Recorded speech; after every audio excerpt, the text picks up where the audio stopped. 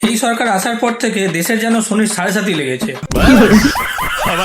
অন্ধভক্ত আছে কিন্তু দেশভক্ত নাই, গাড়ি আছে কিন্তু গাড়ির মাইলেজ নাই, বলেন কি ইভিএম মেশিন আছে ভোট নাই, এমনকি আমাদের মহাপুরুষও আছে তার বাণী নাই। स्वामी विवेकानंद ने कहा था तुम मुझे खून दो मैं तुम्हें आजादी दूंगा। क्या बोला तुमने? स्वामी विवेकानंद ने कहा था तुम मुझे खून दो मैं तुम्हें आजादी दूंगा। তাহলে নেতাজি সুভাষচন্দ্র বসু কি বলেছিলেন? তুম মুঝে চিলিম দো मैं तुम्हें গাঞ্জা दूंगा। বলেন কি একটা সময় ছিল যখন বাইরের দেশ থেকে বর্গিরা এসে আমাদের মন্দির লুট করতো, আর এখন মন্দিরেই বর্গিরা থাকছে পুজো ঠেলা। আবার কি, শিক্ষা না থাকলেও মন্ত্রী হওয়া যায়, কিন্তু তোমার 3000 টাকা ভাতা পেতে গেলে তোমাকে গ্র্যাজুয়েট হতে হবে। পড়াশোনা করিনি আমরা 7 বোন 1 ভাই, আমাদের পড়াশোনা অভাবের জন্য হয় বাবা মা পারে নাই পড়াতে।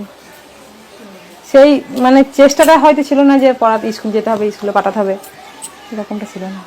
আগে মায়েরা বলতো মিথ্যে কথা বললে ভগবান পাপ দেবে, এখন মানুষ বলে সত্যি কথা বলতে নেই সরকারে পাপ দেবে। আগে ছিল ঢপ, এখন হচ্ছে ঢপবাজি। ঘুষ যদি নিয়ে থাকে, একটা যদি ডকুমেন্ট থাকে, কমপ্লেন নেবেন, জেলের ভেতর ঢোকা। Wake up to reality. TV camera के सामने कितना लाए हो? अच्छा लाओ लाओ, और ऐसे कुर्ते में रख देते हैं। যে যত বড় ঢপ দেবে তাকে তত বড় পোস্ট দেওয়া হবে। আমরা বিজেপির কাছ থেকে হিন্দু ধর্মের কাজ নিতে চাই না। আমরা যখন কাজ করি প্রশাসনে থাকি, সরকারি কাজ করি, আমাদের একটাই ধর্ম থাকে, সেটা হলো মানব ধর্ম। আমাদের মানব ধর্মের বাইরে অন্য কিছু বলি না।